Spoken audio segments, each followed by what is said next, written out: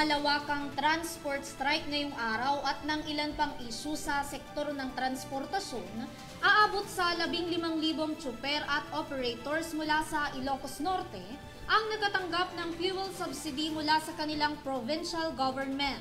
Ang detalye ng report ni Mia Layagin. Panibagong batch ng fuel subsidy mula sa provincial government ng Ilocos Norte ang nakatakdang matanggap ng nasa 15,000 drivers at operators na kasapi ng Metro Ilocos Norte Council o MINC, bunsod pa rin ng magkakasunod na taas sa presyo ng petrolyo noong nakaraang buwan.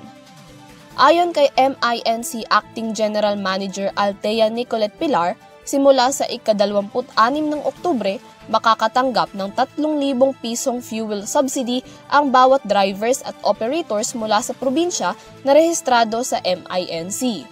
Unang ipinatupad noong 2021 at 2 beses noong 2022, hiwalay sa Pantawid Pasada program ng gobyerno ang nasabing fuel subsidy program ng Ilocos Norte na nagkakahalaga ng 3,000 piso at ipapamahagi in cash. Ani pa ni Pilar, pre-identified na ang mga benepisyaryo ng fuel subsidy bilang mga MINC members na sumusuporta sa pagpapaunlad ng transportation services sa Ilocos border.